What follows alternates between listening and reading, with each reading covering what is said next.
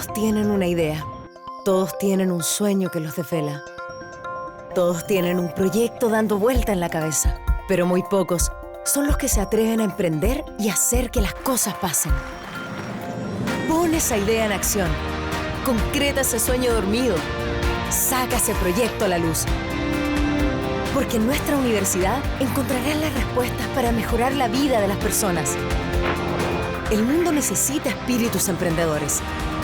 Despierta tu espíritu emprendedor. Ciencias, humanidades, artes. Admisión 2019. Universidad Mayor para espíritus emprendedores. Listo, comenzamos la clase del día de hoy, chiquillos, chiquillas, tengan todos ustedes muy buenas tardes, bienvenidos nuevamente a la clase de lenguaje, día lunes, semana ya en la que nosotros, al menos los chilenos, nos anticipamos a celebrar nuestras fiestas patrias, en donde lo pasamos bien, donde por fin tenemos un pequeñito relajo en lo que va del año. Chiquillos, chiquillas, nuevamente, ¿cierto? A los fantasmitas, a los que están en el chat, a los chilenos, a los extranjeros, a los que van a ver el video después, sean todos ustedes entonces muy bienvenidos a la clase de lenguaje. Partimos entonces, dijimos que estábamos viendo esas cosas, no se tienen por qué ver. Ya, dijimos que estábamos viendo, ¿cierto? Y que de hecho esta es la última clase de vocabulario contextual. Es la última clase donde ya nos dedicamos a revisar, ¿cierto? Estrategias, maneras de revisar este ítem, de resolver también el ítem, etcétera, etcétera. Y por ser, además, la última clase de vocabulario contextual, es también la última clase que le dedicamos a lo que es comprensión de lectura. Las próximas clases, las que se vienen, vamos a resolver los últimos textos que nos queda por revisar, ¿cierto? En relación a el ensayo de Emrel que liberaron por ahí por julio más o menos, porque lo hemos estado revisando igual durante estas clases. Así que después de esta clase, ¿cierto? Vamos a hacer unas clases ahí para resolver los textos que nos quedan. Y vamos a ver después ya conectores y plan de redacción, lo que ustedes están esperando, ¿cierto? Porque he visto que en los mensajes de YouTube dejan preguntando por conectores y plan de redacción, en el chat también preguntan, así que tranquilidad, para allá se va. Ya vamos a llegar a eso, así que tranquilidad. ¡Ya! Comenzamos entonces la clase del día de hoy. Como siempre, chiquillos, las preguntas, si son propias de lo que estamos viendo en este momento, las resolvemos al tiro, y si no, las vamos a responder hacia el final, porque siempre dejamos un espacio para resolver dudas y preguntas en relación a la prueba o en relación a la clase. Así que vamos a ver, lo que vamos a revisar el día de hoy entonces, perdón chiquillos, lo que vamos a revisar el día de hoy entonces es etimología, lo que algunos estaban esperando, ¿cierto? Porque cuando lo anunciamos estaban como, yay, vamos a revisar etimología. Ya, entonces, lo que hemos estado viendo, como dijimos, hoy día ya revisamos la última clase de vocabulario contextual, que decíamos que en relación a la PSU de lenguaje son 15 preguntas, no es un ítem aparte, es un ítem que se desglosa del ítem de comprensión de lectura, y dijimos que una de las estrategias adecuadas, ¿cierto?, para resolver este ítem, como va mezclado con vocabulario contextual, era: nosotros leemos el texto, ¿cierto? El texto estímulo que nos presentan, resolvemos las preguntas de comprensión de lectura y después resolvemos vocabulario contextual. ¿Para qué emplear esta estrategia? Y como siempre, chiquillos, estos son estrategias, son ideas, son consejos, no es necesario que ustedes lo hagan así, porque si ya tienen su propia estrategia y les resulta bien, hagan su estrategia, no se pongan ahora ¿cierto? A estar inventando, a estar cambiando algunas estrategias. Ahora, si lo quieren, por supuesto, lo quieren aplicar, ¿cierto? En una de esas les resulta mejor, mejor aún. Pero la estrategia que nosotros recomendamos es leer, ¿cierto?, el texto, aplicar o resolver las preguntas de vocabulario, de comprensión de lectura, y después revisar lo que es vocabulario contextual. ¿Por qué? Porque decíamos que muchas palabras se pueden resolver mediante precisamente el contexto, ¿sí? A eso va enfocado este ítem. Entonces, sobre todo cuando no conocemos bien una palabra, ¿cierto?, se nos complica a veces la comprensión del texto mismo. En la medida que vamos resolviendo las preguntas, nos va quedando aún mejor y aún más claro también lo que tiene que ver con el texto. Por lo tanto, lo ideal es que resolvamos comprensión de lectura y de ahí vocabulario contextual. En total, este ítem de comprensión de lectura, que abarca las mismas preguntas de comprensión de lectura, como decíamos, más vocabulario contextual, tiene un total de 55 preguntas. Es el grueso, es el fuerte de la prueba de lenguaje, ¿cierto? Esta prueba que consta de 80 ítems, es decir, 80 preguntas para ser resueltas en 2 horas 30 minutos. Lo ideal es que le dediquemos 2 horas a comprensión de lectura. Después vamos a ver, ¿cierto?, cuando resolvamos conectores y plan de redacción, cuánto es el tiempo aproximado en lo que nos deberíamos demorar para resolver cada uno de esos ítems. Pero al menos en comprensión de lectura, lo ideal es que andemos por ahí en las 2 horas aproximadamente. Ojalá menos, pero como máximo estas 2 horas. Ya decíamos, ¿cierto?, que de estas 80 preguntas, solamente 75 son medidas dentro de nuestro puntaje. Por eso, cuando resolvemos los ensayos, por ejemplo, del DEMRE, tenemos que fijarnos siempre en la tabla que está adjunta al final del ensayo para saber cuál es nuestro puntaje, porque los puntajes se calculan a través de 75 preguntas y no 80. ¿Esto por qué? Porque precisamente hay 5 preguntas, como dice ahí, ¿cierto? Dice 80 ítems, de esas 80, 5 son de pilotaje, es decir, no están incluidas dentro de nuestro puntaje, sino que el DEMRE las utiliza y las pone precisamente para que ir viendo cómo estuvo la PSU durante ese año, cuáles fueron los ítems más fuertes, los más disminuidos y así sucesivamente. Así que solamente 75 preguntas serían tomadas. Nosotros no tenemos idea cuáles son esas 5, por lo tanto tenemos que contestar las 80 igual. Ya, entonces, decíamos que este ítem, ¿cierto?, de vocabulario contextual, que aplica hacia el sentido contextual de una palabra, tiene 2 formas de presentarse. Pero antes de irnos hacia eso, que nosotros igual ya lo hemos revisado, ¿cierto? El vocabulario contextual, como decíamos, tenemos que fijarnos, tenemos que estar bien atentos a que no nos están pidiendo el sinónimo. Ojo ahí, porque siempre decíamos, pero sí es sencillo, es revisar solamente el sinónimo. Y no es utilizar el sinónimo, sino que es aplicar el fenómeno de la sinonimia, que la vimos hace clases anteriores, ¿cierto? Que la sinonimia tiene que ver con cómo la palabra, ¿cierto?, se enmarca dentro de un contexto, y dependiendo del contexto en el que la palabra se encuentre, nosotros tenemos que ir resolviendo el ejercicio. ¿Cómo lo podemos hacer? Si es que tenemos alguna duda, ¿cierto?, porque siempre hay algunos que son más sencillos que otros. ¿Cómo lo vamos a hacer? Tal vez ir reemplazando la palabra, sobre todo, solamente dejar esa estrategia para cuando se nos complica mucho la pregunta, porque si no perdemos tiempo. Entonces, este vocabulario contextual, como dijimos, se presenta de 2 formatos, el formato antiguo y el formato nuevo. El formato antiguo, que es el con el que nació la PSU, por allá por el año 2005 aproximadamente, 2004, 2005, no me acuerdo muy bien en qué año partió la PSU. Simplemente nos aplicaba los sinónimos que tenían que ver con la palabra. Insisto, aquí no nos piden cuál es el sinónimo, nos piden cuál es el sinónimo más adecuado dentro del contexto presentado o solicitado, ¿cierto? Y el formato nuevo, que apareció por ahí por el año 2014, si no me equivoco, es un formato donde se nos presentan también los sinónimos más un contexto, lo que el DEMRE pone, ¿cierto?, dentro de la situación, dentro de las soluciones de los ensayos como explicaciones temáticas. Ahora, lo que nos tiene que quedar clarísimo y que no se nos puede olvidar más, porque esta ya es la 4ª clase, es decir, llevamos un mes revisando comprensión de lectura, al menos en la parte de vocabulario contextual, ¿cierto?, es esto: sin alterar el sentido expresado en el texto. No se nos puede olvidar que no nos están pidiendo sinónimos, sino que la palabra que mejor se aplica dentro del contexto, que no altera para nada el texto visto. Y en relación a eso, ¿cierto?, decíamos que estamos revisando la semántica. La semántica viene del griego, lo que tiene significado, si lo podemos traducir prácticamente igual, ¿cierto? Por lo tanto, la semántica es el estudio del significado de los signos lingüísticos, es decir, palabras, expresiones y oraciones. Todo esto considerando que las expresiones nosotros las utilizamos dentro de cierto contexto y las utilizamos dentro de su ámbito connotativo y denotativo. De cierto, decíamos que es muy distinto decir es una vaca en un texto no literario a decir es un vaca o es una vaca en un texto, ¿cierto?, literario. ¿Por qué? Porque ambos utilizan distintos significados. Cuando nosotros decimos en un texto no literario que que algo es una vaca, es porque efectivamente es el animal. Cuando nosotros nos referimos y decimos que tal cosa es una vaca, ¿cierto?, nos podemos referir a que es una persona pesada, igual como una vaca, ¿cierto?, que tienen harto peso, que es una persona pesada. No vaca con B larga como pusieron ahí, vaca con B corta, vaca de animalito. Entonces, ¿qué es lo que ocurre aquí?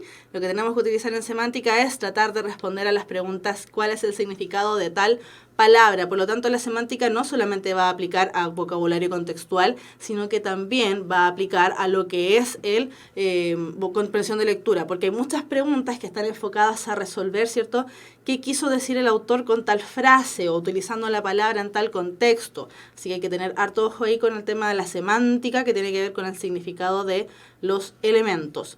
Entonces, en relación a lo semántico, ¿cierto? Lo que estuvimos revisando en las últimas clases fue campos semánticos. Decíamos que los campos semánticos son estas redes léxicas o cadenas cohesivas que nos permiten ir utilizando la misma palabra dentro del mismo contexto, pero sin repetirla, sin estar utilizando repetidamente y cansinamente, ¿cierto? La misma palabra todo el rato. Para eso nosotros utilizamos entonces los sinónimos. Después, cuando estemos viendo los conectores, vamos a ver que también utilizamos sustantivos, que utilizamos conectores, que utilizamos adverbios, que utilizamos un montón de palabras para ir reemplazando dentro de cierto contexto. Los campos semánticos nos sirven entonces reconocerlos para propiciar la evolución de información en el texto, como el texto del fondo se configura como una cadena cohesiva, coherente, etcétera, etcétera. Genera conexiones mentales entre palabras relacionadas entre sí, y es ahí donde nosotros decimos, por contexto esta palabra significa tanto. Permite generar ideas y conexiones entre ellas, lo mismo que el punto anterior, y ejercitan la mente al formar conceptos generales a partir de ideas particulares. Y en relación a eso, la última clase lo que revisamos fue la hiperonimia y la homonimia. Decíamos que la hiperonimia, y esta parte la estamos pasando súper rápido porque ya lo vimos.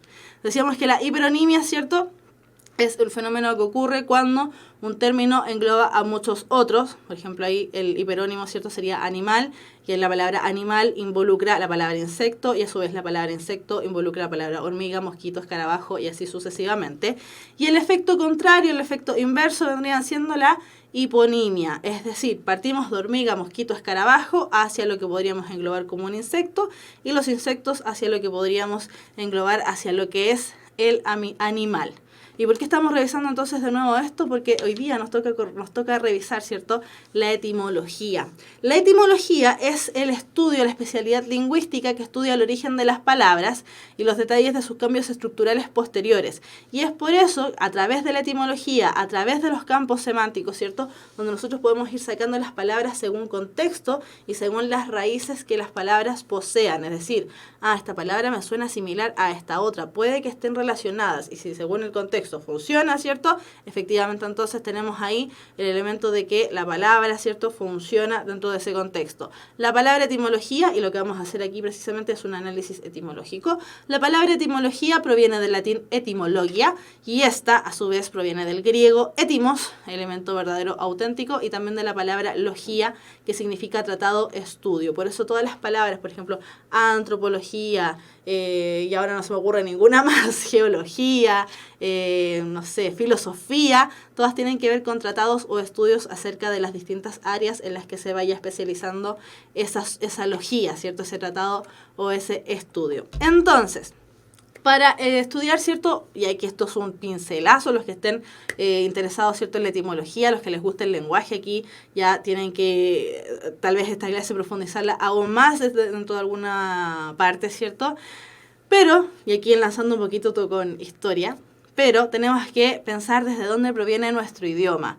Nuestro idioma, el castellano o el español, proviene de las dos grandes civilizaciones antiguas a las que les debemos prácticamente todo, el saber y el quehacer cultural, científico y un montón de cosas más, al menos desde el punto de vista del mundo occidental, que eso vendría siendo Grecia y vendría siendo Roma, ¿cierto? Primero Grecia, que está acá, nos vamos a ayudar con el puntero, ¿cierto?, para que se vea mejor. Acá. Podríamos decir entonces que esto es el sector de Grecia, y este vendría siendo después ya el sector de lo que es el Imperio Romano y cómo se fue expandiendo sucesivamente. Como ven, están bastante cercanos, por lo tanto, de ahí viene la influencia que tenía uno con el otro. Pero en el fondo, nuestro idioma proviene primeramente del griego y posteriormente ya del idioma que hablaban los romanos, que vendría siendo el latín. Entonces, aquí ya acercándonos, estamos dando unos pasos así agigantados, acercándonos ya hacia lo que es el latín. Roma, ¿cierto?, se origina aquí en la bota de Italia, y todos estos sectores que vemos aquí marcados en verde son los sectores que precisamente hablaron originalmente el latín, ¿cierto? Originalmente estaba en el sector de Italia, por supuesto, en la bota itálica, ¿cierto? Pero se fue expandiendo cuando el mismo Imperio Romano se fue expandiendo alrededor de las costas del mar Mediterráneo. Ahora, estas costas del mar Mediterráneo, igual hay algunos sectores mucho más alejados, por ejemplo, como el sector de Rumania, la actual Rumania, que de hecho si alguna vez ustedes, por ejemplo, buscan en YouTube videos de personas hablando en rumano, se van a dar cuenta de que un país que está tan alejado, una zona que está tan alejada de nosotros, igual utiliza ciertas palabras que al menos el sonsonete nos suena bastante familiar. Y por lo mismo, ¿cierto? Tenemos tantas concordancias con el portugués, con el gallego, con el francés, con el sardo, idiomas que al menos algunos ya han caído en desuso, el dálmata, por ejemplo. Y así sucesivamente. El asunto es que a través de la expansión, ¿cierto?, de este imperio romano, todo el español, todo el latín, todavía no llegamos al español, todo el latín, ¿cierto?, se fue expandiendo por las distintas partes del mundo. Entonces tenemos áreas lingüísticas románicas, es decir, donde se habló alguna vez latín, y las áreas ya que están marcaditas más en verde son áreas de convivencia, donde no alcanzó a penetrar tan profundamente el latín como para que todo el mundo hablara latín, pero sí se utilizaba como lengua de intercambio. Una vez que el Imperio Romano cayó, ¿cierto? Ya el Imperio Romano se acabó, tenemos ciertos asentamientos y por eso, por ejemplo, como están diciendo ahí en el chat, nuestro idioma se considera una lengua romance porque proviene de Roma, no es que sea de romance, de romántico, de qué lindo tierno, no, porque viene de Roma y por lo tanto por eso consideramos que hay tantas características similares entre los idiomas, como decíamos, ¿cierto? El portugués, el francés, el italiano y así sucesivamente, tenemos hartas lenguas romances. Entonces, una vez que el Imperio Romano cae, ¿cierto?, nos vamos a centrar entonces ahora ya en un área de la península ibérica. Cuando hablamos de la península ibérica estamos hablando de este espacio que corresponde, en el mapa me voy a devolver, que corresponde a esta zona que estamos viendo acá, ¿cierto?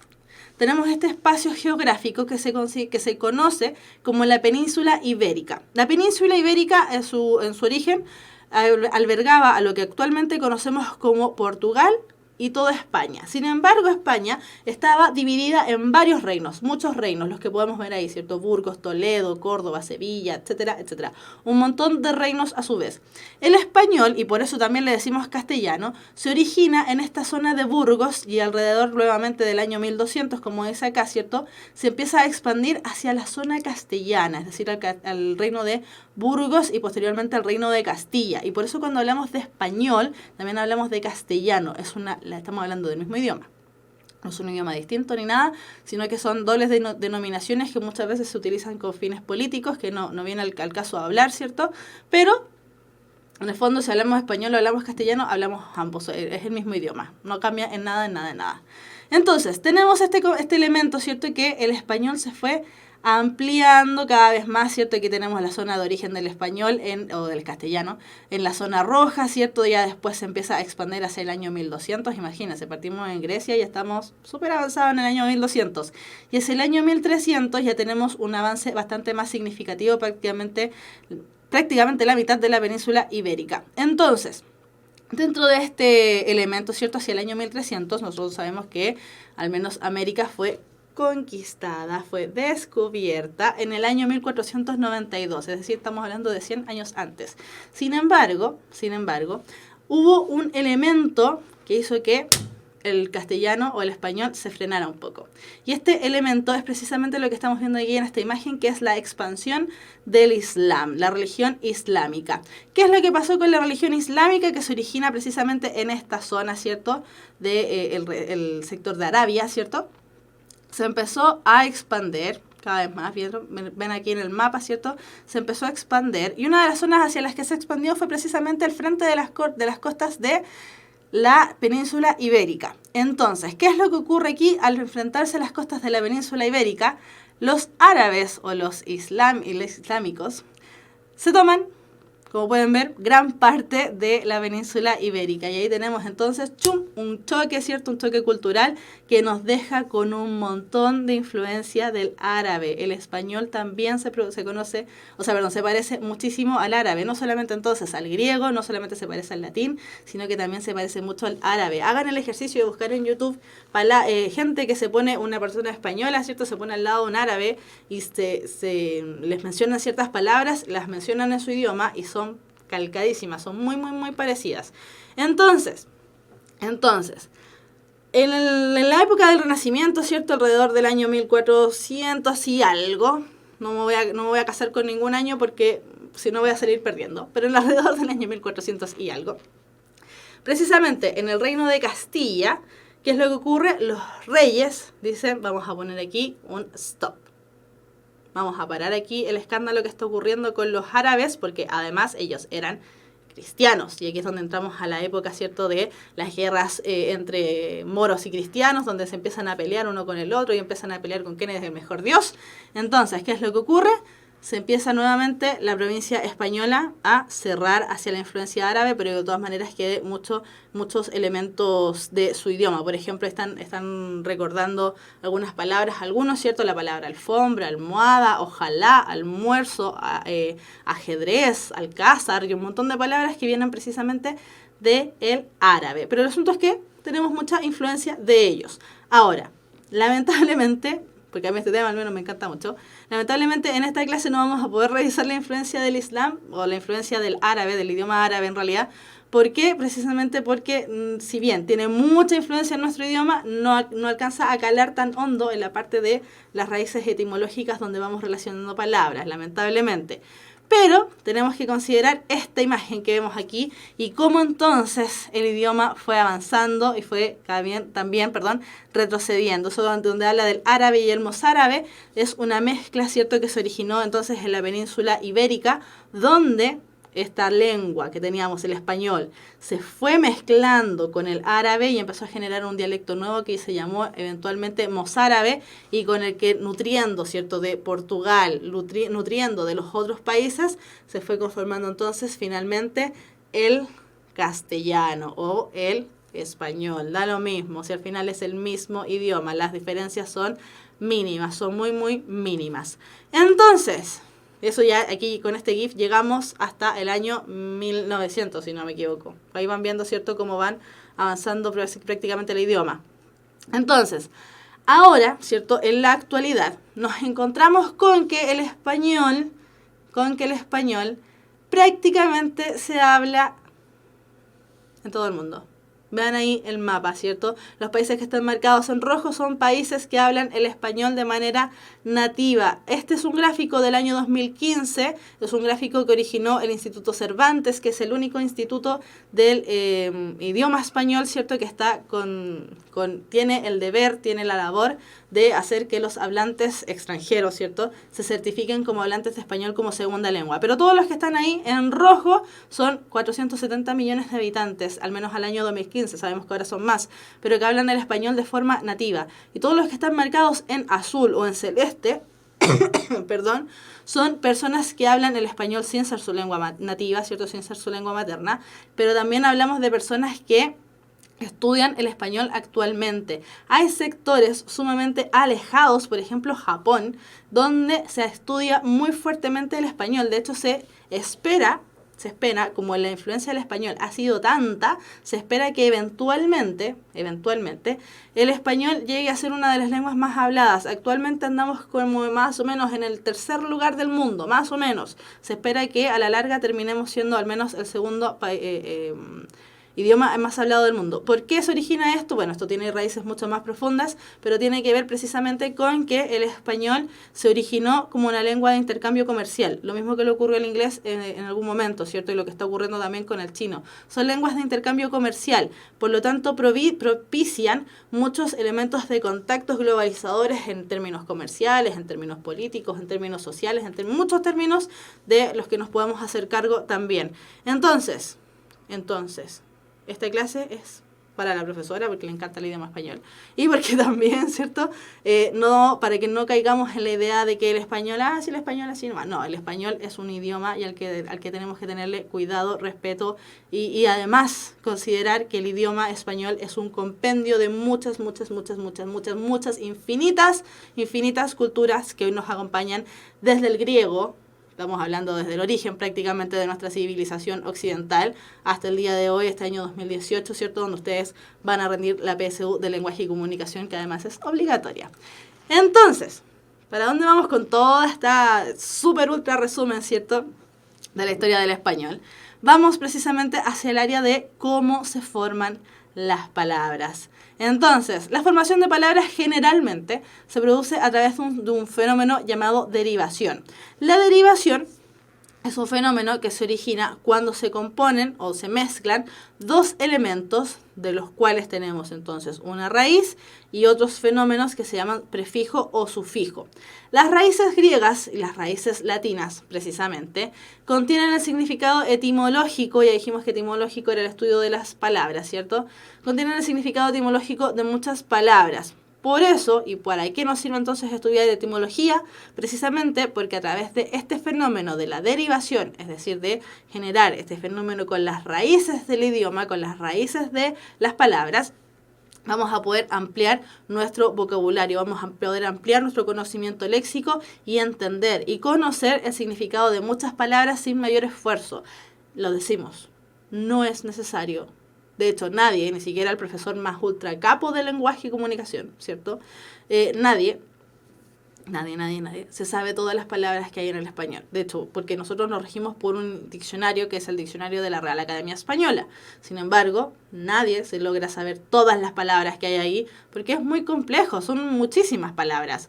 Por lo tanto, lo que nos ayuda un montón, y de verdad, chiquillos, que nos ayuda un montón, es conocer el significado etimológico. Entonces, vamos a hacer un muy breve y súper humilde repaso, ¿cierto?, por ciertas raíces del griego primero y ciertas raíces del latín por segundo. Vamos a ver 24 raíces griegas y vamos a ver también 24 raíces latinas. Entonces, partimos con palabras de origen griego, ¿cierto? Tenemos primero el prefijo, y aquí me voy a desaparecer, ni siquiera me voy a checar porque no se alcanza a ver.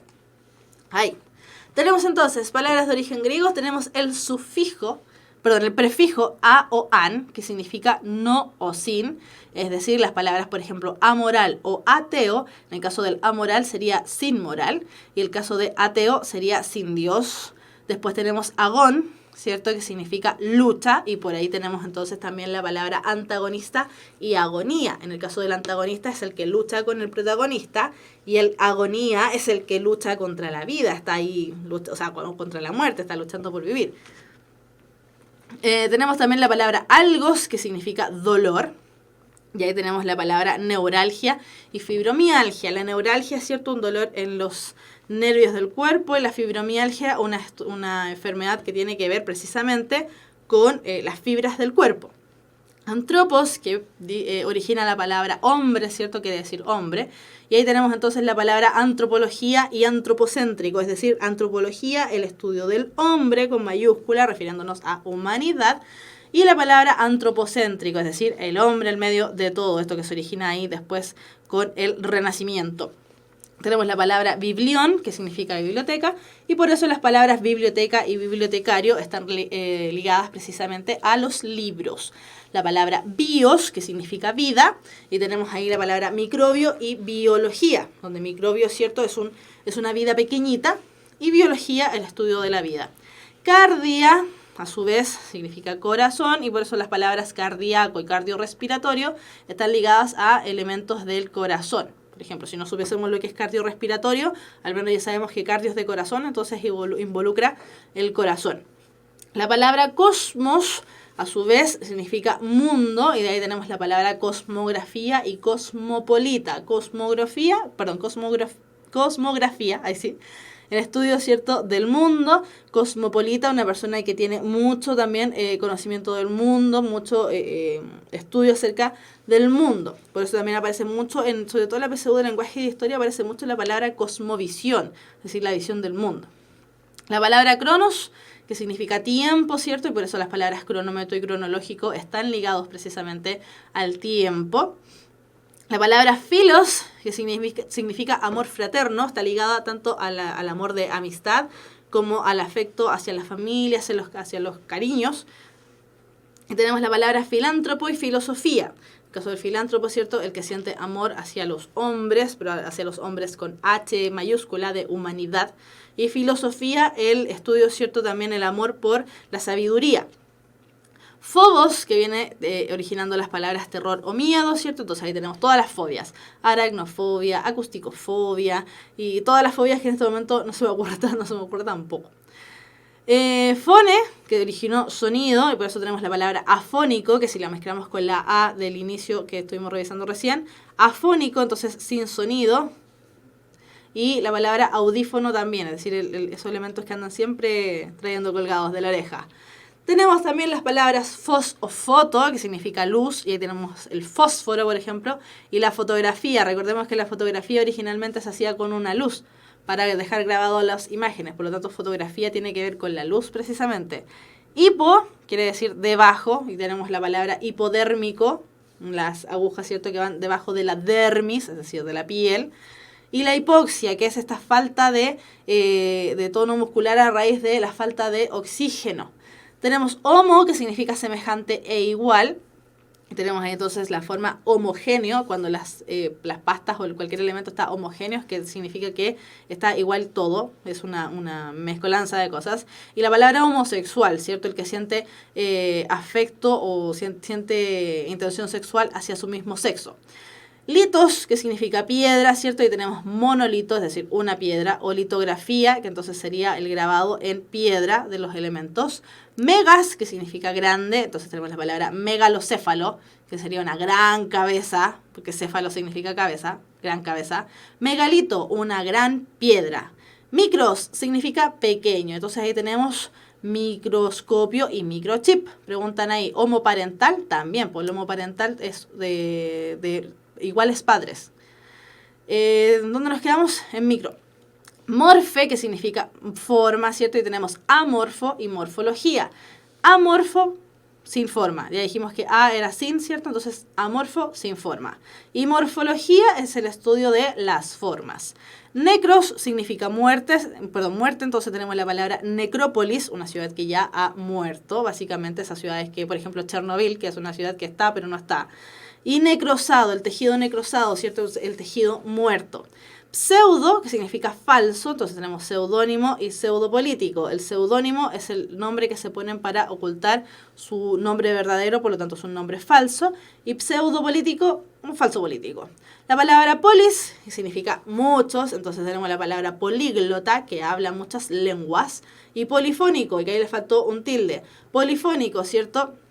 Que tiene muchos sonidos. Teo, que significa Dios, entonces tenemos la palabra teología, el estudio de Dios. Ateo, sin Dios. Termi, que significa calor o temperatura, y por ende vamos a tener entonces termostato, que es el medidor, ¿cierto?, del calor o la temperatura, y termonuclear, esta energía que se produce a través de los átomos y esas cosas nucleares. Ya, y en relación a las palabras de origen latino, tenemos albus, que significa blanco. Entonces ahí tenemos la palabra albura y albo, todas relacionadas con la luz, con lo blanco, con lo prístino, básicamente. Alter, que significa otro, y tenemos alterar y alter ego. Alterar, desordenar, ¿cierto? Meter otras cosas entre medio. Alter ego, otra persona, otro yo, básicamente, porque ego significa yo. Ánima, que significa alma, entonces tenemos exánime y animoso. Exánime, se le escapó el alma, porque está fuera del alma. Exánime, está muy cansado. Y animoso, tiene mucha alma, tiene mucha energía. Aqua, que esa es un poquitito más sencilla, vendría siendo agua, ¿cierto? Y el agua, a través de aqua formamos la palabra acuario y acueducto. El acuario, donde están, ¿cierto? Donde hay mucha agua, donde nadan los pececitos y qué sé yo. Acueducto, por donde pasa el agua, el ducto por el que pasa el agua. Civis o civis, tenemos ciudadano y por lo tanto tenemos la palabra civil y civilización, todas referidas a el ciudadano. Dígitos o dígitos, dedo, ¿cierto? Entonces tenemos la palabra digitación, marcar con los dedos. Cuando estamos digitando, estamos haciéndolo con el dedo. Y la palabra dígito. ¿Por qué la palabra dígito, que es un número, ¿cierto?, se relaciona con el dedo? Porque se cuenta con los dedos. Tenemos entonces ego también, que significa yo. Sería el egoísmo y el egocéntrico. Egoísmo, estar centrado en uno mismo. Egocéntrico también, centrado en uno mismo. Egocéntrico, me pongo a mí mismo en el centro. Festus, que significa festivo, por lo tanto tenemos fiesta y festín. Todos estamos ahí celebrando, ahora que se viene el 18.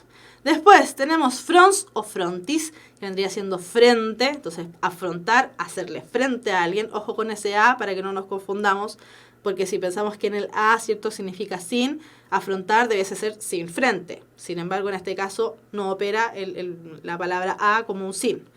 Y frontal, es decir, ir de frente, chocar con la frente. Hospice, que genera la palabra huésped, ¿cierto? Y por lo tanto tenemos la palabra hospital y la palabra hostal. Hospital es para descansar la gente enferma, ¿cierto? El hostal también es para descansar, por lo tanto ambas palabras también se relacionan con su origen hospice. Tenemos la palabra locus, que viene a originar, ¿cierto?, lugar, por lo tanto dislocar, mover de un lado al otro, ¿cierto? Y locomoción, moverme de lugar. Ludere, que significa jugar, entonces tenemos preludio y ludo. Ludo. Preludio, jugar antes del juego mismo. Y ludo, ¿cierto?, que genera también, por ejemplo, la ludopatía, que es una afección que tiene que ver con el juego. De hecho, hay un juego también que se llama ludo. Después tenemos la palabra mobilis, o mobilis en realidad. Tenemos mover, ¿cierto? Y ahí tenemos la palabra mueble y automóvil. La palabra mobilis también tiene que ver con mueble, porque los muebles se pueden mover. Esa es la idea de un mueble, que se mueva. Y el automóvil también, auto de uno mismo, ¿cierto? Móvil. Me muevo yo mismo a través de esta máquina. Nomen, que significa nombre, y genera entonces la palabra ignominia y nómina. Ignominia es una palabra que generalmente no se utiliza mucho, pero la ignominia es algo que no tiene nombre. Cuando una cosa ya es aberrante, terrible, uno dice, oh, eso es una ignominia, porque no tiene nombre, no hay cómo nombrar algo tan terrible. Y nómina, ¿cierto? Cuando nosotros nos piden que hagamos una nómina de algo, tenemos que hacerlo a través de los nombres de las cosas. Por lo tanto, ahí tenemos nomen, todo viene de la palabra nomen. Oculus en realidad, vendría siendo ojo. Por lo tanto, generamos ahí la palabra oculista y ocular, todas relacionadas con el ojo. Ovum, que significa huevo, ahí tenemos la palabra ovalado y ovario. Ovalado, ¿cierto?, no es un círculo perfecto, sino que tiene esta forma de huevo, y el ovario, por supuesto, también es un huevo. Petra, o origina huevos, no sé, también tenemos óvulo ahí. Petra, que significa piedra, entonces tenemos la palabra petrificar, hacer piedra a algo, y el pedrusco, que el pedrusco es una piedra grande básicamente, que generalmente se arroja. Tenemos ribus, que significa río, por lo tanto tenemos la palabra derivar y rival, imagínense, están distintas una con la otra. Derivar, piensen en el río, ¿cierto?, que tiene varias ramitas, por lo tanto se va derivando, y rival, el que está al otro lado de la cañada, el que está al otro lado del río. Semi, que significa medio, por lo tanto tenemos semicírculo, la mitad de un círculo. Semiabierto, no está totalmente abierto, está a medias. Somnus, que significa sueño. Y ahí tenemos la palabra somnoliento, que tiene un poquito de sueño. Y el sonámbulo, que camina, ¿cierto?, aún durmiendo. Spectare, que tiene que ver con ver. Por lo tanto, la palabra aspecto y espectador. Aspecto es lo que podemos ver de una persona, físicamente al menos. Y espectador también es el que está viendo algún elemento. La palabra verbum viene de la palabra, que genera la palabra palabra, precisamente. Y ahí tenemos verbal y todas las variables que tengan que ver con verbo, ¿cierto? La palabra vía, que significa camino, por lo tanto tenemos viable, obra vial, y así sucesivamente. Y finalmente la palabra vita, que significa vida, ¿cierto? Y ahí tenemos las palabras entonces vital y vitalicio. Estos son, por supuesto, chiquillos, son solamente y exclusivamente ejemplos, pero hay un montón más. Recomendación, si les interesa el tema de la etimología, sobre todo para estudiarlo, ¿cierto? Para ir integrando nuevas palabras a su vocabulario, busquen en internet una página de la Real Academia Chilena de la Lengua. No es real, es la Academia Chilena, se llama Academia Chilena de la Lengua, ahí sí, donde tenemos estudios, donde tienen estudios, ¿cierto?, relativos a palabras y raíces de origen latino y griego que han afectado nuestro idioma y que por supuesto, chiquillos, que nos ayuda un montón para ir ampliando nuestro vocabulario. Dijimos, ¿cierto?, hace un montón de clases atrás, probablemente la segunda, tercera o máximo la quinta, que este tema del vocabulario contextual, para ir ampliando nuestro vocabulario, es necesarísimo buscar las palabras que no conocemos y a través de esa búsqueda de palabras también empezar a utilizarlas en nuestro diario vivir. ¿Por qué? ¿Para qué? Para ir ampliando nuestro vocabulario y de esa manera ir también ejercitando e ir conociendo palabras nuevas e ir integrándolas también a nuestro vocabulario diario. ¿Para qué? No solamente con el fin, por supuesto, de utilizarlos dentro de la prueba, sino porque nos va a ayudar un montón, ¿cierto?, a generar nuevas estrategias cognitivas, nuevos elementos de análisis, ¿cierto? Por ejemplo, y lo que nos sirve mucho aquí en este caso, por ejemplo, es sacar las palabras por contexto. Entonces, nos vamos ya a las preguntas de la clase, nos vamos a los ejercicios y esta vez vamos a revisar el texto 6 que está presente en el ensayo DEMRE, ¿cierto?, que pudimos rescatar de psu.demre.cl para los que todavía no lo realizan. Este es el ensayo oficial de este organismo que revisa, que crea la PSU y que en el fondo nos da los puntajes una vez que ya estén listos por ahí por diciembre, enero, finales de diciembre, principios de enero. Entonces, vamos a leer este texto, que es un texto que precisamente utiliza varios términos que estuvimos revisando recién. Este es el texto número 6, entonces, y abarca las preguntas de las 65 a las 72. Estas preguntas dicen así, este texto dice así.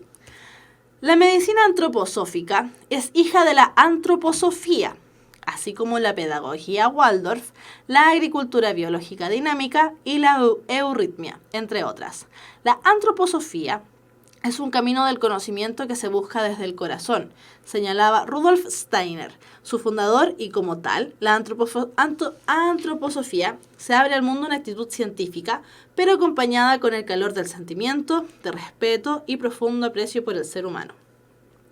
Cuando un ser humano acoge las ideas de la antroposofía y emprende el camino del conocimiento con los métodos que ella propone, camino que se encuentra descrito en los múltiples libros de Steiner y que siempre velan por la plena independencia de quien lo recorre, el ser humano desarrolla, entre otras, su capacidad cognitiva.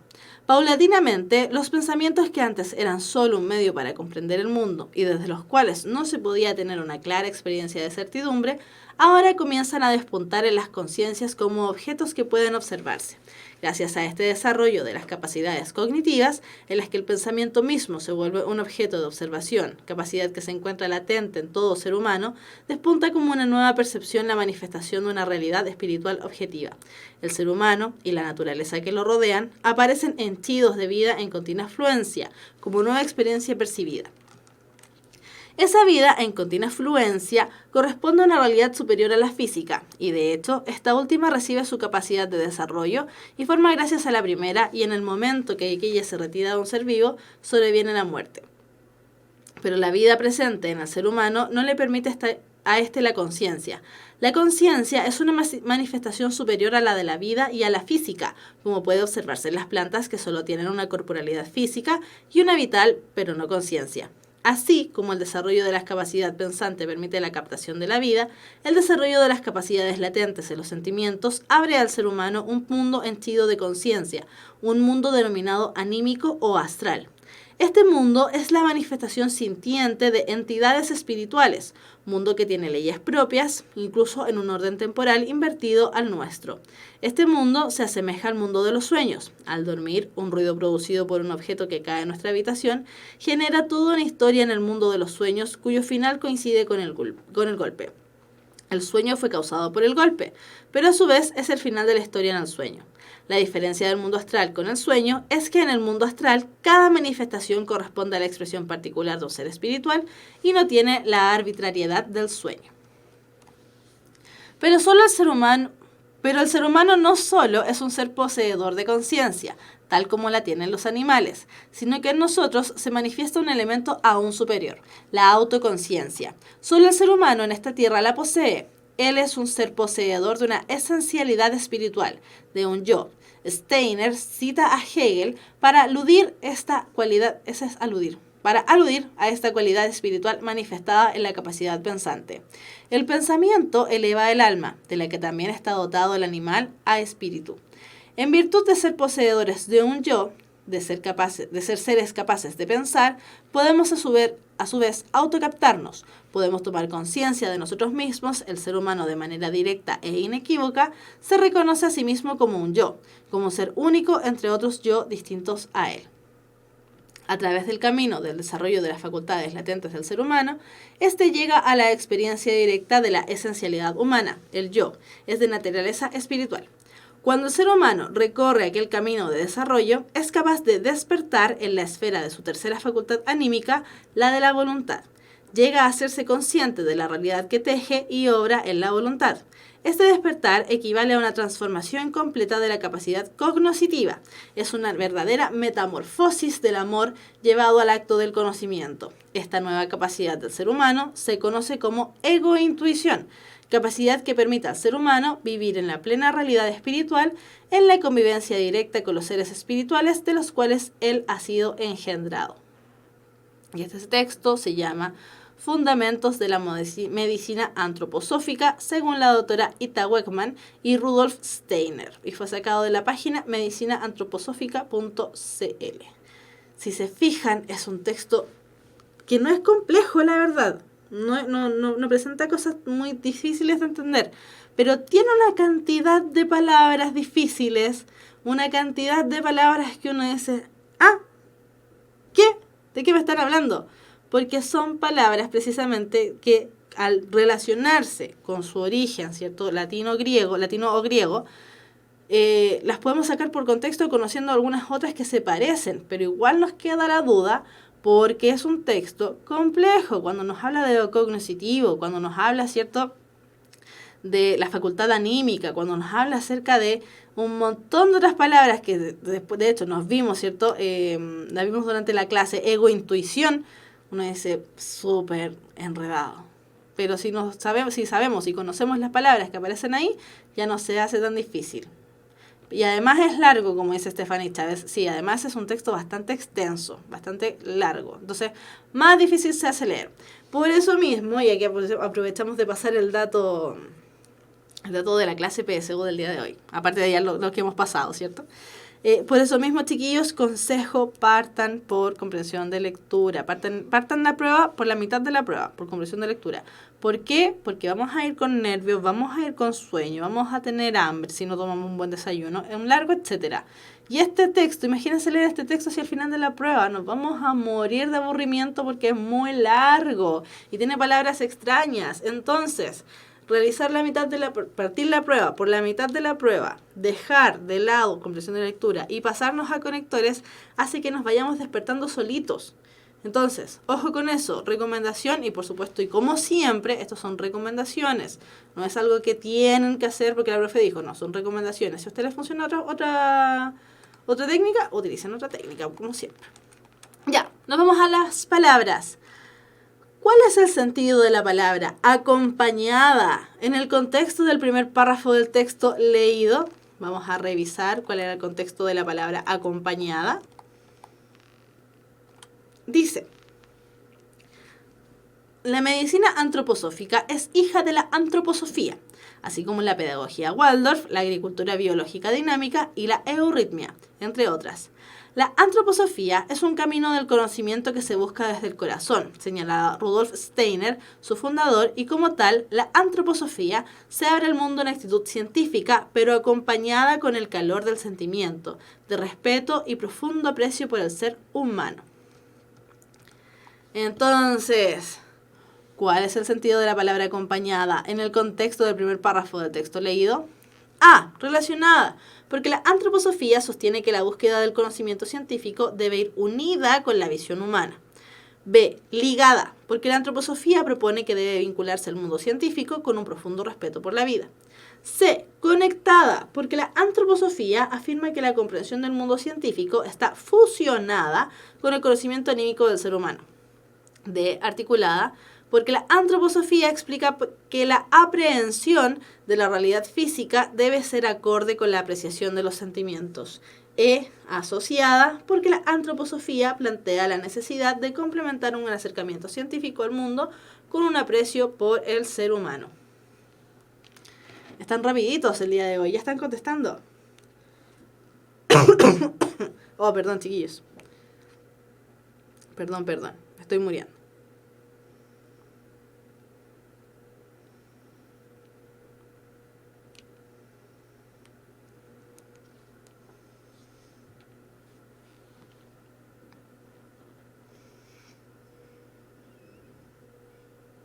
Ya, vamos a ver entonces, la mayoría respondió que era la E, y estamos, si no me equivoco, al menos hasta este momento, estamos todos de acuerdo con que es la E. Vamos a ver si es que es la E. Y efectivamente es la letra E, asociada, porque la antroposofía plantea la necesidad de complementar un acercamiento científico al mundo con un aprecio por el ser humano. La respuesta, ¿cierto?, que nos presenta el DEMRE en el manual, ¿cierto?, para responder este ensayo, dice el Diccionario de la Lengua Española, es decir, el DLE. Define la palabra acompañar como juntar o agregar algo a otra cosa. Eso sería acompañar. Entonces, en el texto dice, se plantea que la antroposofía se abre al mundo una actitud científica, pero acompañada con el calor de sentimiento, de respeto y profundo aprecio por el ser humano. Es decir, en la antroposofía se une de manera equilibrada un enfoque científico sobre los fenómenos con una actitud de respeto y aprecio hacia el ser humano. La opción que da cuenta de esta unión complementaria es la E. Recordemos entonces que antropo venía de antropos, que significa hombre, ¿cierto? Y Sofía, no lo vimos al menos en esta clase, pero Sofía significa sabiduría. Las chiquillas que se llaman Sofía o quienes estén pololeando con alguna Sofía o les gusta alguna Sofía, tírenle el piropo, que significa sabiduría. Entonces, la antroposofía vendría siendo, ¿cierto?, la sabiduría del ser humano. Es decir, la antroposofía se une de manera equilibrada un enfoque científico sobre los fenómenos de una actitud de respeto y aprecio del ser humano hacia el ser humano. Ahí sí. Ya, entonces, la opción que da cuenta de esta unión complementaria, entonces, es la letra E, tal como ustedes mencionaron en el chat. Bien, vamos bien. Nos vamos hacia la segunda. Dice, emprende. Bien corta, emprende. Comienza, enfrenta, prepara, impulsa, afronta. Vamos a ver dónde sale esta emprende. Y sale justamente en el segundo párrafo. Dice, cuando un ser humano acoge las ideas de la antroposofía y emprende el camino del conocimiento con los métodos que ella propone, camino que se encuentra descrito en múltiples libros de Steiner y que siempre velan por la plena independencia de quien lo recorre, el ser humano desarrolla, entre otras, su capacidad cognitiva. Vamos a ver entonces la palabra emprende. Comienza, enfrenta, prepara, impulsa, afronta.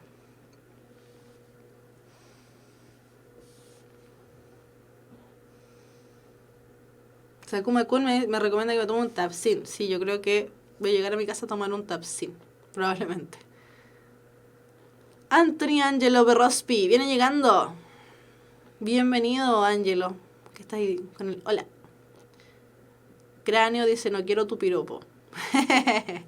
Claro, no hay que molestar a nadie con los piropos, recordemos eso. Y Sakuma-kun pregunta, ¿piropo? Piropo es un halago, que generalmente se le reconoce supuestamente como un halago muchas veces, ¿cierto? Pero son palabras bonitas para decirle a alguien. Bonitas entre comillas, porque claramente hay piropos que no son para nada bonitos.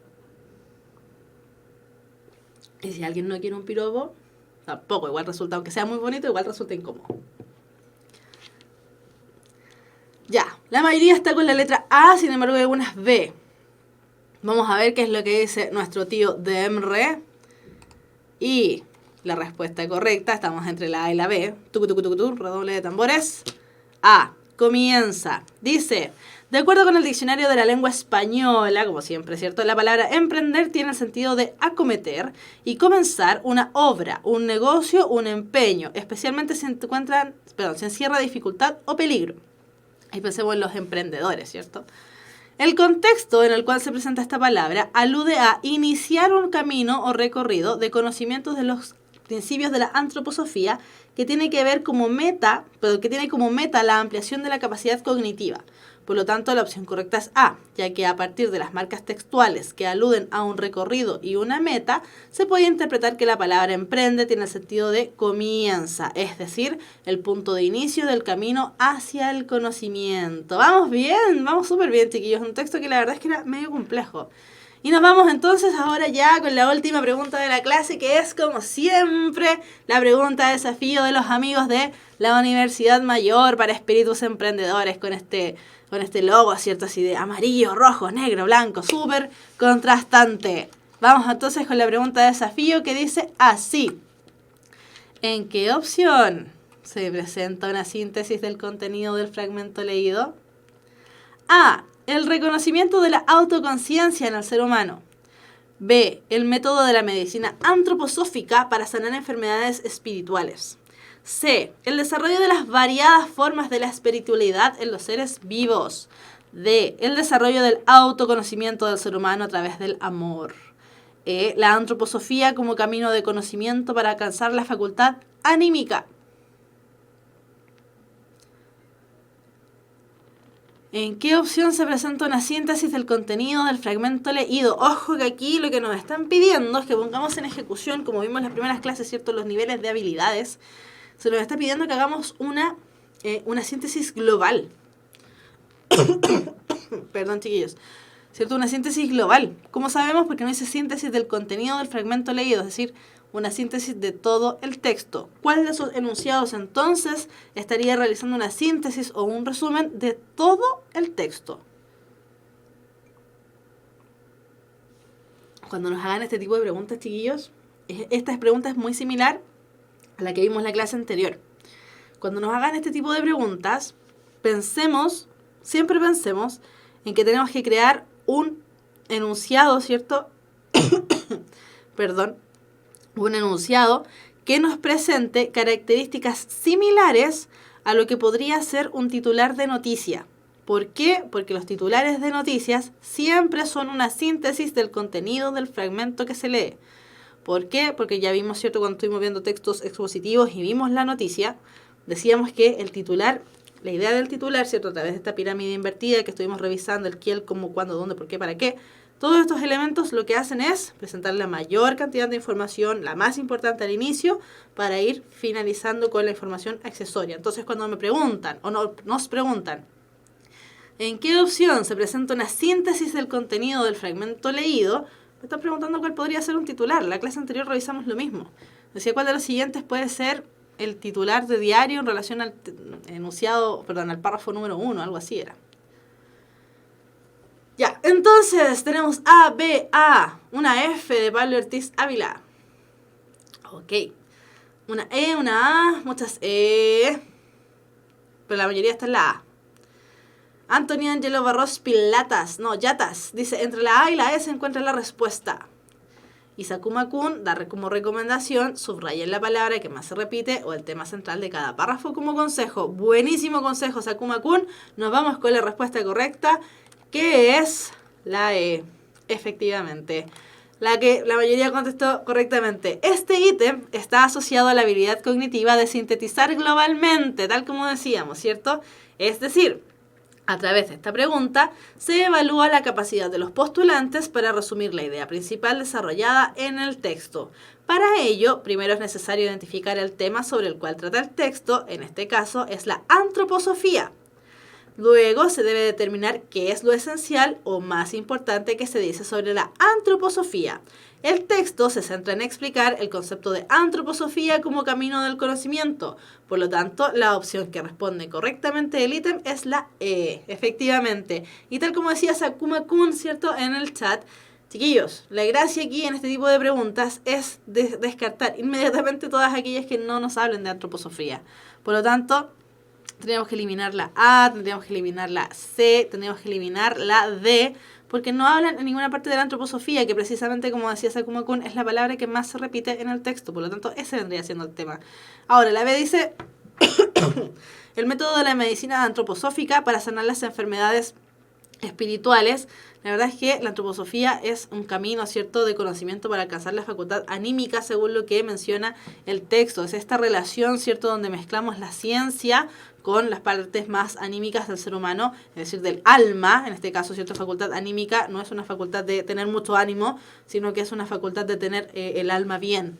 Por lo tanto, la respuesta correcta es la respuesta E, antroposofía como camino de conocimiento para alcanzar la facultad anímica. Y si lo leen bien, pues tú podrías ser fácilmente, ¿cierto?, el titular de este texto. Y con eso terminamos entonces la pregunta de desafío de los amigos de la Universidad Mayor para Espíritus Emprendedores. Y nos vamos a la última parte de la clase, que son las preguntas.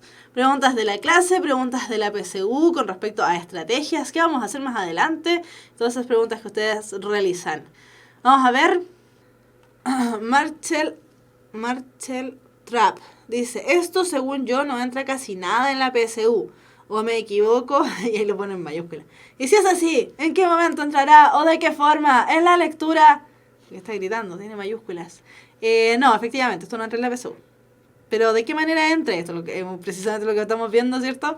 Esto entra, y no es que entre, sino que nos ayuda, es una estrategia para resolver el ítem de vocabulario contextual y apoyarnos en lo que es la comprensión de lectura. No nos van a preguntar por el Islam, no nos van a, bueno, al menos no en lenguaje, en historia puede que sí, pero no nos van a preguntar por el Islam, por el árabe, qué es una lengua, no nos van a hacer ese tipo de preguntas, eso sí que no, pero sí nos van a preguntar, ¿cierto?, preguntas de vocabulario contextual y esto nos ayuda a ampliar nuestro vocabulario. ¿Qué tal como vimos en el texto? Justamente en el texto que estuvimos revisando el día de hoy. Sebastián Sánchez, qué buena pregunta, buena pregunta. Dice, ¿qué hacer cuando te quedas estancado en una pregunta? ¿Cómo mantener la calma y buscar la respuesta? Sebastián, eso ocurre mucho. Si has estado haciendo ensayos, o los demás, ¿cierto?, que han tal vez realizado algún ensayo, pasa mucho que uno se queda pensando con una pregunta y no sabe cómo contestarla, no sabe qué hacer, y entra en un loop desesperativo, no sé si esa palabra existe, pero como que uno se desespera y dice, ¿cómo contesto esto? ¿Qué me están preguntando? No entiendo. Y ahí aparece, ¿cierto?, el GIF de la señora esa como con los números matemáticos y las cosas medias extrañas. Entonces, ¿qué hacemos, Sebastián, cuando nos quedamos estancados en una pregunta? La resolución es súper simple. Seguimos adelante. Nada más. Me quedé estancado en la pregunta. No la entiendo. Y definitivamente no hay caso. En vez de frustrarme, que seguramente vendría siendo la reacción más lógica, en vez de frustrarme, ¿qué es lo que vamos a hacer? Seguir adelante. Sí, se me olvidó. Adiós. Y sigo adelante. Sigo nomás, sigo. Caballo de carrera. Sigo adelante. Cuando ya esté terminando todas las preguntas que sí me sabía, me devuelvo. Pero solo ahí. Porque ya despejé un poco la mente, ya estoy realizando otros procesos cognitivos, ¿cierto? Ya estoy aplicando otras habilidades, por lo tanto mi cerebro está ahí como reestructurándose a cada rato. Claramente no está haciendo este movimiento el cerebro, pero ahí las neuronas, las sinapsis y todas esas cosas medias extrañas se empiezan a mezclar, empiezan a hacer cosas raras de neuronas y qué sé yo.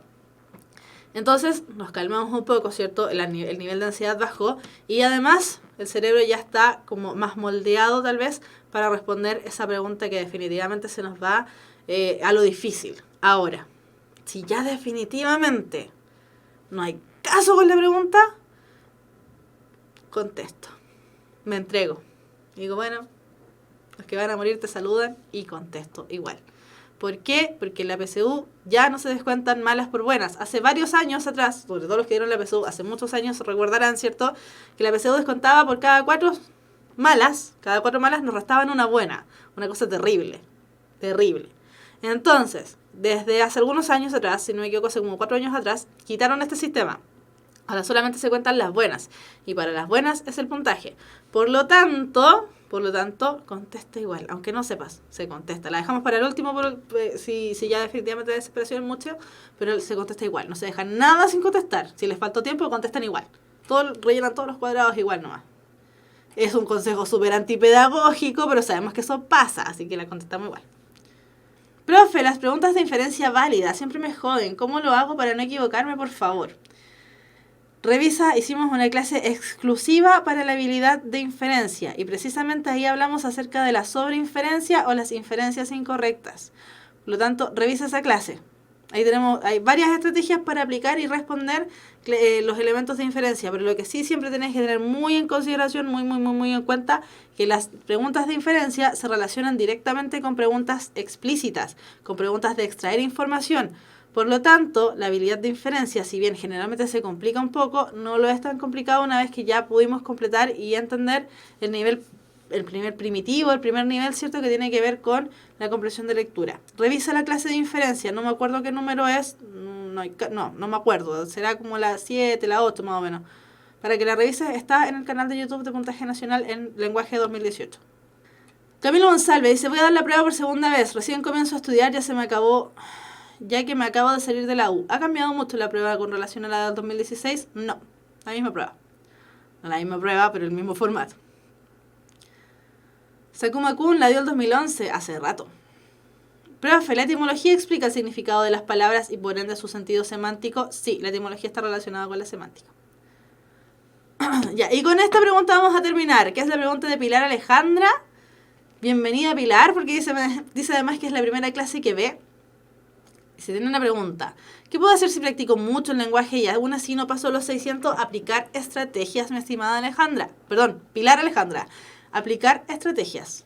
Porque no sirve de nada leer y ensayar la prueba del lenguaje si no aplicas estrategias. Entonces, Pilar, como tú te vienes uniendo a las clases, ¿cierto?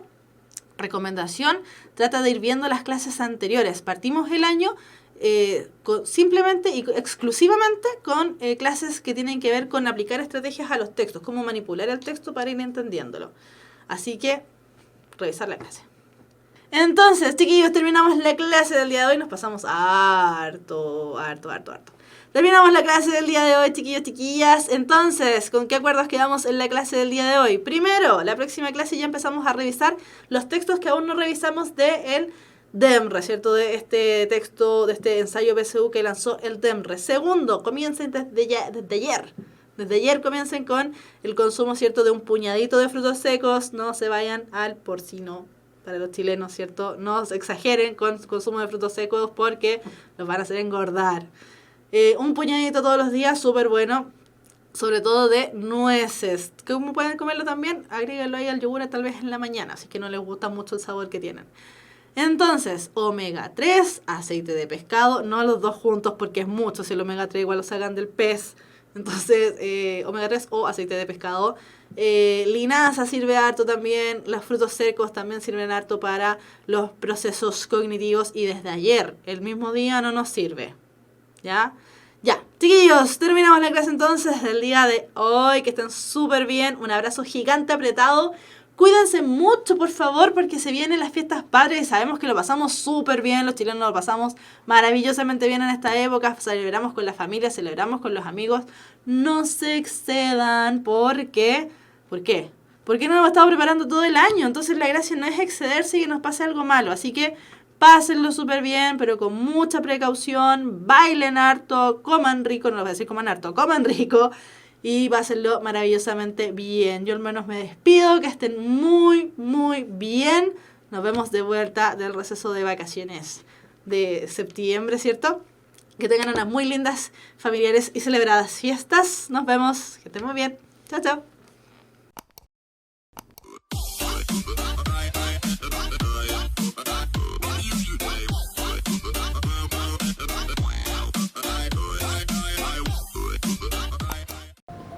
Todos tienen una idea, todos tienen un sueño que los desvela, todos tienen un proyecto dando vuelta en la cabeza, pero muy pocos son los que se atreven a emprender y hacer que las cosas pasen.